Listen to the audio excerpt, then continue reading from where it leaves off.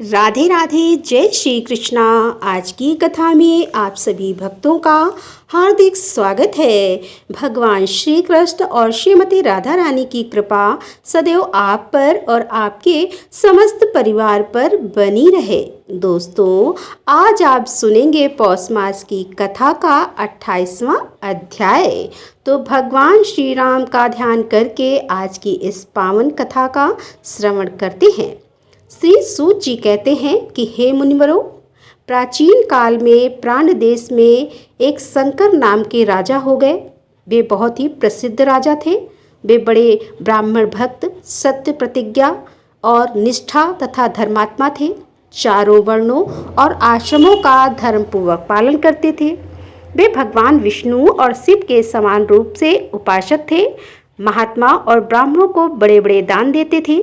एक दिन बुद्धिमान राजा शंकर शिकार खेलने के लिए तपोवन में गए और वहां दुर्गम एवं रमणीय प्रदेशों, पर्वतों तथा गुफाओं में भ्रमण करने लगे।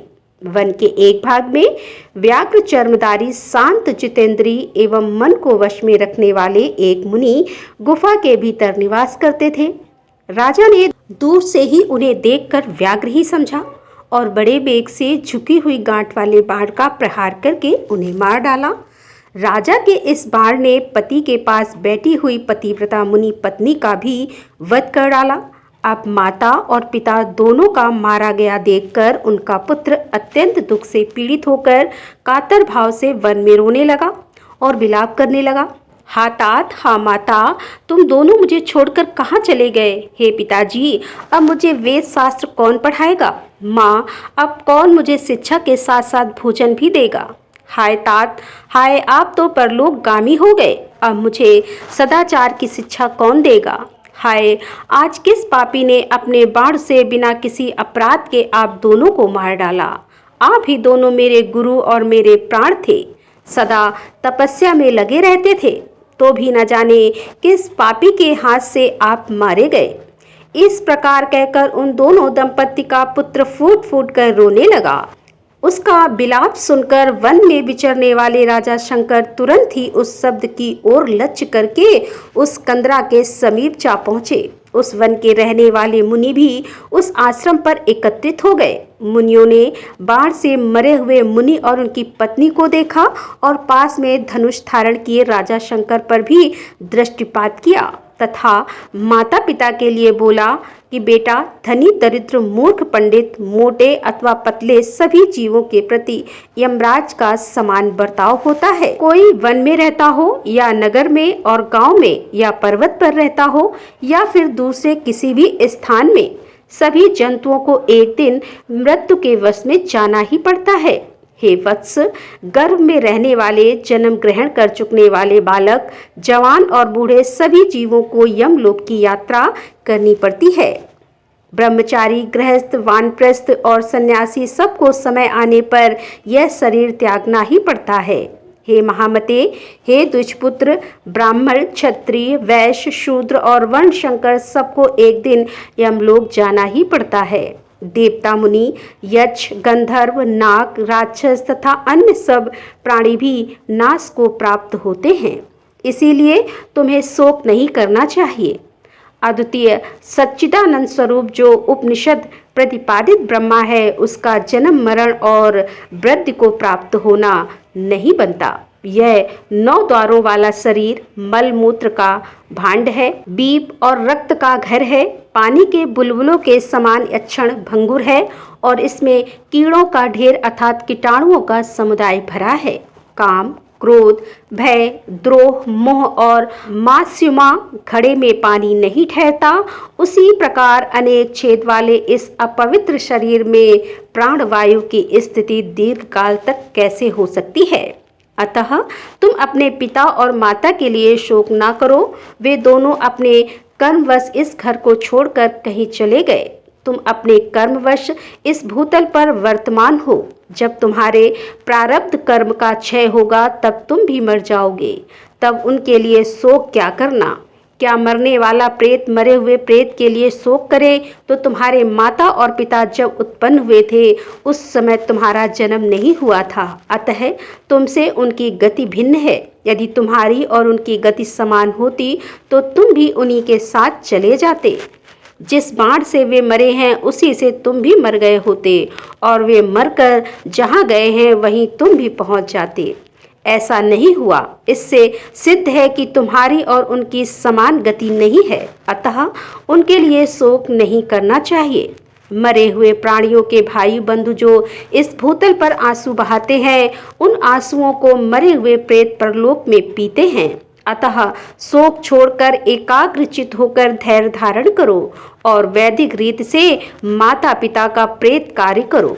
तुम्हारे पिता और माता बाण के आघात से मरे हैं, अतः उस दोष की शांति के लिए इनकी अस्थियां लेकर रामेश्वर शिव के क्षेत्र में मुक्तिदायक राम सेतु में स्थापित करो तथा सपिंडकरण आदि श्राद्ध भी वहीं करो। इससे उनके दूर मृत्यु जनित दोष की शांति हो जाएगी। मुनियों के ऐसा कहने पर साकल पुत्र जांगल में माता पिता के सब अत्यष्ट संस्कार किए।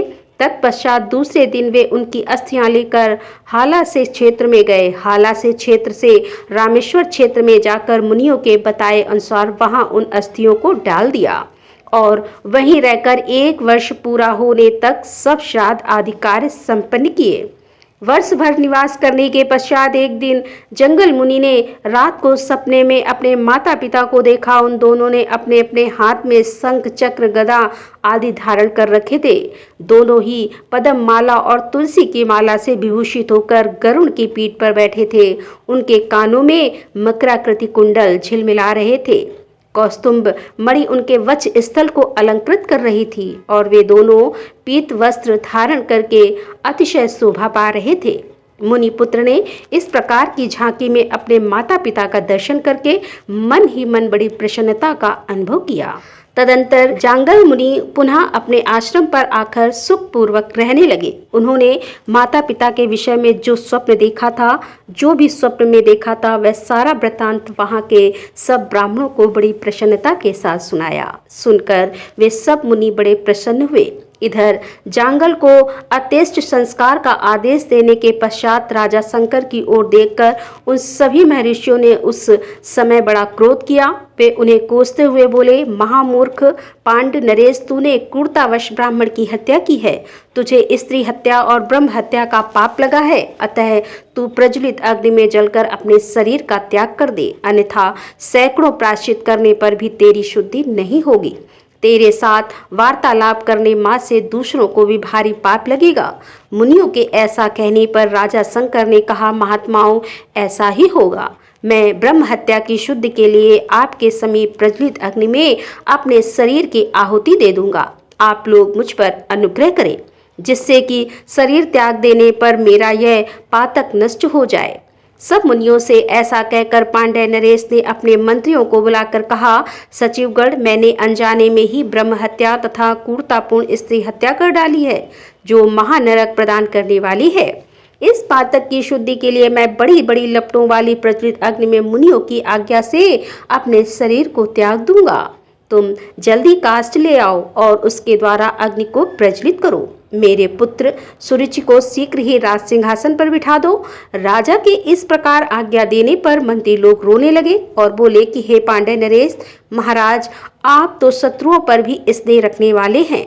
हम सबको आपने सदा पुत्र की भांति पाला है। हम आपके बिना देवपुरी के समान सुंदर अपनी राजधानी में प्रवेश नहीं करेंगे।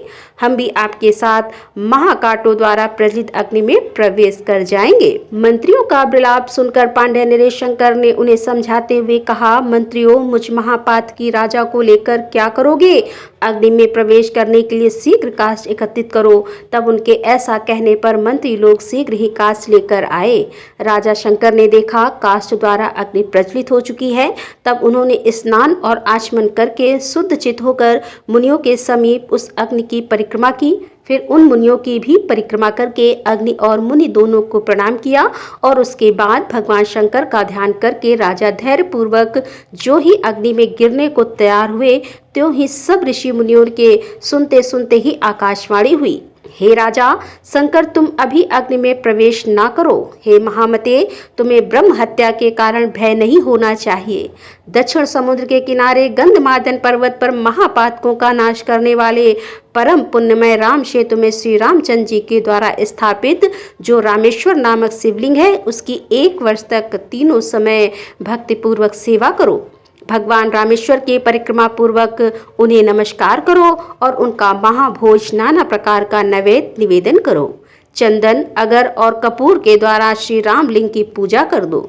गाय के घी से भगवान का अभिषेक कराओ। प्रतिदिन 2 भार को दूध से और 1 द्रोण शहद से उस शिवलिंग को नहलाओ। नित्य प्रति खीर से भगवान को नैवेद्य लगाओ तथा रोज रोज रात में तिल के तेल से दीपक जलाकर दीप दान अथवा आराधना करो। हे महाराज, रामेश्वर शिव की इस प्रकार उपासना करने से तुम्हारी स्त्री हत्या और ब्रह्म हत्या तत्काल नष्ट हो जाएगा। तुम शीघ्र राम सेतु पर जाओ और निरंतर रामेश्वर का भजन करो। इस कार्य में विलंब न करो। वह आकाशवाणी सुनकर शब ऋषि राजा को जल्दी जाने की प्रेरणा देने लगे। महाराज, मोक्षदायक राम सेतु पर शीघ्र जाओ। हमने भगवान रामेश्वर के महात्म्य को न जानने के कारण ही आपको प्रज्वलित अग्नि में देह त्याग करने की सलाह दी थी। मुनिवर की ऐसी आज्ञा पाकर महाराज शंकर ने चतुरंगी सेना तो नगर को भेज दी और स्वयं युक्त चित्त से महर्षियों को नमस्कार करके कुछ इन्हें गिने चुने सैनिकों के साथ बहुत सारा धन लेकर भगवान रामेश्वर की सेवा के लिए गंधमादन पर्वत पर गए तथा वहां शुद्धिदायक राम सेतु पर उन्होंने 1 वर्ष तक निवास किया। राजा एक समय भोजन करते और क्रोध एवं इंद्रियां समूह को वश में रखते थे। वे तीनों समय भक्तिपूर्वक भगवान रामेश्वर की सेवा करते हुए उन्हें प्रतिदिन 10 भार धन भेंट करते थे। उन्होंने नित्य प्रति भगवान रामेश्वर की महापूजा करवाई। प्रतिदिन धनुष कोट में भक्तिपूर्वक स्नान करते और प्रसन्नता पूर्वक ब्राह्मणों को अन्नदान करते। आकाशवाणी ने जैसा बताया था उसके अनुसार सब पूजन किया। इस प्रकार 1 वर्ष पूरा होने पर राजा शंकर ने संतुष्ट चित्त होकर दया निधान भगवान रामेश्वर का इस प्रकार स्तवन किया। मैं सबके ईश्वर रुद्र को नमस्कार करता हूँ। रामेश्वर नाम से प्रसिद्ध भगवान उमापति को मैं प्रणाम करता हूँ। हे देव, कृपया मेरी रक्षा कीजिए और मेरी ब्रह्म हत्या को शीघ्र ही जला डालिए। त्रिपुरासुर का नाश करने वाले हे महादेव, आप कालकूट विष को भक्षण करने वाले हैं। हे दया सिंधे, आप मेरी रक्षा करें और मुझे स्त्री हत्या रूपी पाप से छुड़ाएं। हे गंगाधर, हे विरूपाक्ष, हे रामनाथ, हे त्रिलोचन, हे प्रभु आप अपनी कृपा दृष्टि से मेरा पालन कीजिए। हे विभु, मेरा पातक नष्ट कर दीजिए। कमारे, आप भक्तों की मनोवांछित कामनाओं को देने वाले हैं। हे रामेश्वर, मुझ पर कृपा कटाक्ष कीजिए। हे धूर जटे, मुझे शुद्ध बना लीजिए। मार्कंडे से बचाने वाले मृत्युंजय, आप अविनाशी शिव के भगवती गिरिराज नंदिनी आपके आधे अंग में निवास करती है। आपको नमस्कार है। आप मुझे पाप रहित कीजिए। रुद्राज की माला से विभूषित चंद्रशेखर भगवान शंकर, आप मुझे वैदिक सदाचार के योग्य बना दीजिए। आपको नमस्कार है। रामेश्वर देव को नमस्कार है। आप मुझे शुद्धि देने वाले जो आनंद स्वरूप और सच्चिदानंद हैं, उन रामेश्वर शिव को मैं बार बार नमस्कार करता हूँ। मेरा पातक नष्ट हो जाए। इस प्रकार रामेश्वर महादेव की भक्तिपूर्वक स्तुति करते हुए राजा शंकर के मुख से अत्यंत भयानक ब्रह्म हत्या निकली, जो नील वस्त्र धारण करने वाली और अत्यंत क्रूर थी। उसके सिर के बाल रक्त की भांति लाल थे। राजा के मुख से निकली हुई उस ब्रह्म हत्या को भगवान शंकर की आज्ञा से भैरव ने त्रिशूल से मार डाला।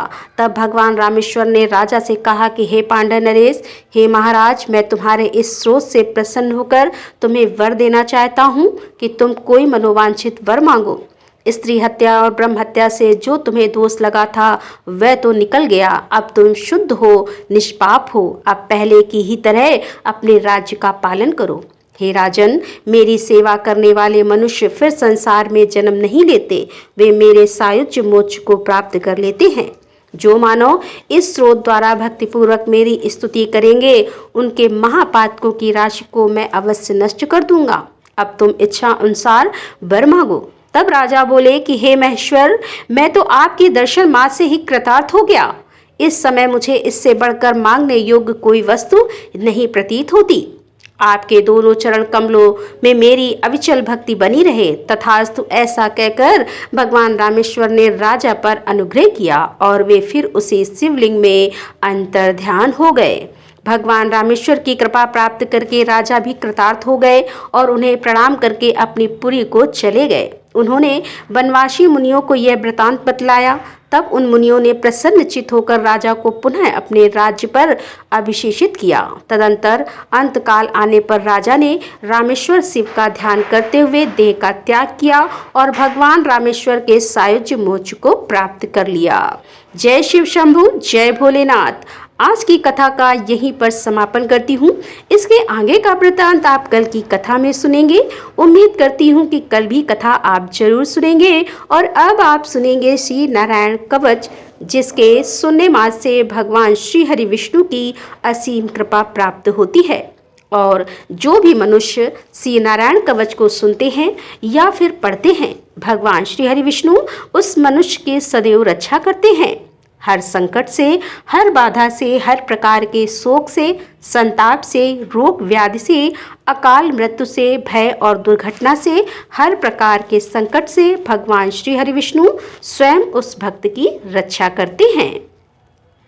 इसीलिए सच्चे मन से, पूरे श्रद्धा भाव से भगवान श्री नारायण का ध्यान करके इस पाठ को प्रतिदिन सुनना चाहिए। भगवान श्री हरि गरुड़ जी की पीठ पर अपने चरण कमल रखे हुए हैं। अणिमा आदि 8 सिद्धियां उनकी सेवा कर रही हैं और 8 हाथों में शंख, चक्र, ढाल, तलवार, गदा, बाण, धनुष और पास अर्थात फंदा धारण किए हुए हैं।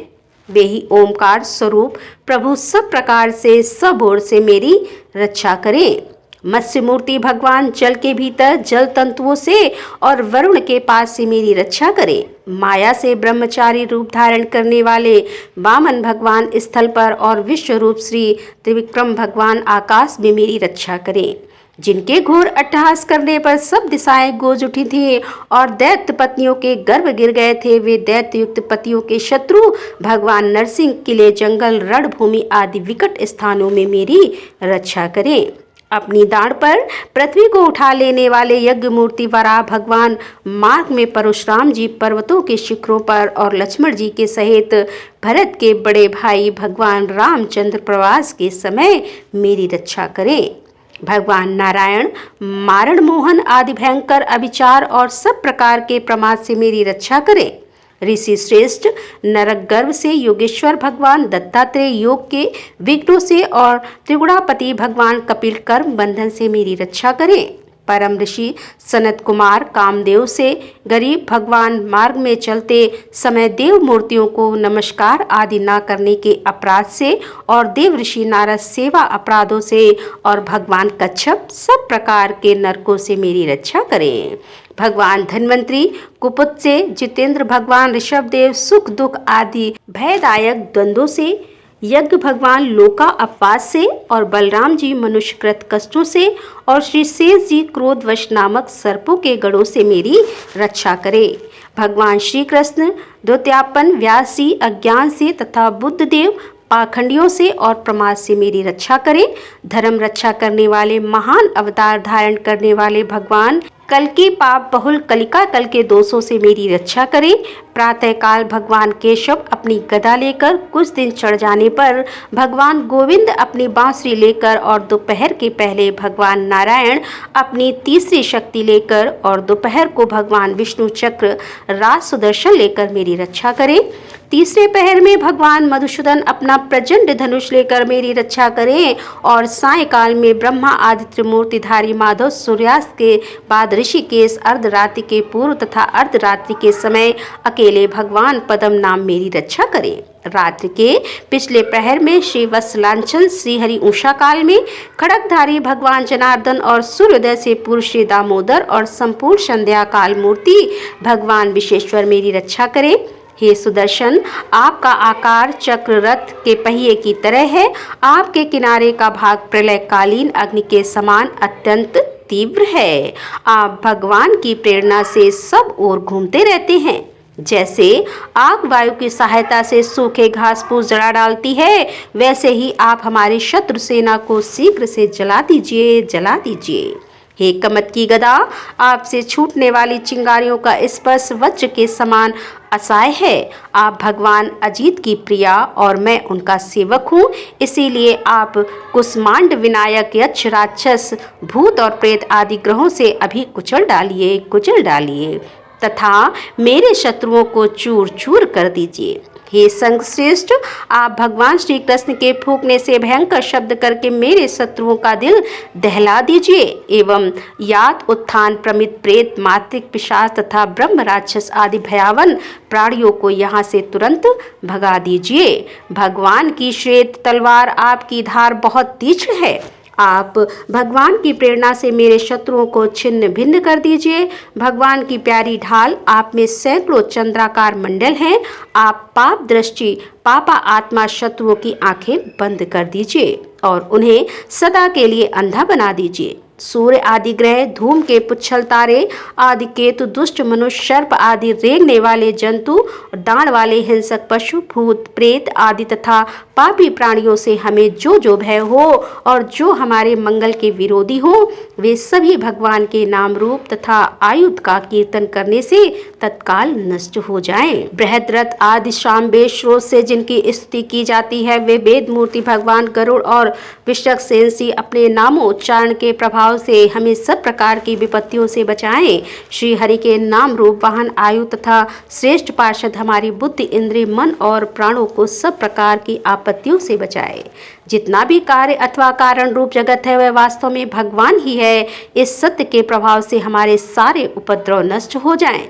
जो लोग ब्रह्म और आत्मा की एकता का अनुभव कर चुके हैं, उनकी दृष्टि में भगवान का स्वरूप समस्त विकल्पों से रहित है, भेदों से रहित है। फिर भी वे अपनी माया शक्ति के द्वारा भूषण, आयुध और रूप नामक शक्तियों को धारण करते हैं।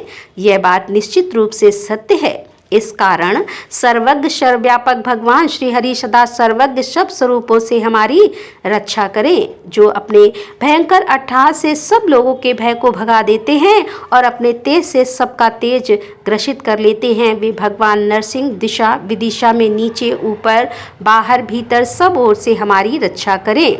देवराज इंद्र, मैंने तुम्हें यह नारायण कवच सुना दिया। इस कवच से तुम अपने को सुरक्षित कर लो, बस फिर तुम अनायास ही सब दैत्ययुक्त पतियों को जीत कर लोगे। इस नारायण कवच को धारण करने वाला पुरुष जिसको भी अपने नेत्रों से देख लेता है अथवा पैर से छू लेता है, तत्काल समस्त भयों से मुक्त हो जाता है। जो इस वैष्णव विद्या को धारण कर लेता है, उसे राजा, डाकू, प्रेत, पिशाच आदि और बाघ आदि हिंसक जीवों से कभी किसी प्रकार का भय नहीं होता। हे देवराज, प्राचीन काल की बात है कि एक कौशिक गोत्री ब्राह्मण ने इस विद्या को धारण करके योग धारणा से अपना शरीर मरुभूमि में त्याग दिया। तब जहां उस ब्राह्मण का शरीर पड़ा था, उसके ऊपर से एक दिन गंधर्वराज चित्ररथ अपनी स्त्रियों के साथ विमान पर बैठकर निकले। वहां आते ही वे नीचे की ओर सिर किए विमान सहित आकाश से पृथ्वी पर गिर पड़े। इस घटना से उनके आश्चर्य की सीमा न रही। जब उन्हें बालकिल मुनियों ने बताया कि यह नारायण कवच धारण करने का प्रभाव है, तब उन्होंने उस ब्राह्मण देव की हड्डियों को ले जाकर पूर्ववाहिनी सरस्वती नदी में प्रभावित कर दिया और फिर स्नान करके वे अपने लोक को चले गए। श्री सुखदेव जी कहते हैं कि हे परीक्षित, जो पुरुष इस नारायण कवच को समय पर सुनता है और जो आदर पूर्वक इसे धारण करता है, उसके सामने सभी आदर से झुक जाते हैं और वह सब प्रकार के भयों से मुक्त हो जाता है। हे परीक्षित, सतकृत इंद्र ने आचार्य विश्वरूप जी से यह वैष्णवी विद्या प्राप्त करके रणभूमि में असुरों को जीत लिया और वे त्रैलोक लक्ष्मी का उपभोग करने लगे। श्री नारायण कवच संपूर्ण हुआ। तो दोस्तों, मिलते हैं अगले वीडियो के साथ। तब तक के लिए राधे राधे। जय श्री कृष्णा। हर हर महादेव। जय भोलेनाथ की।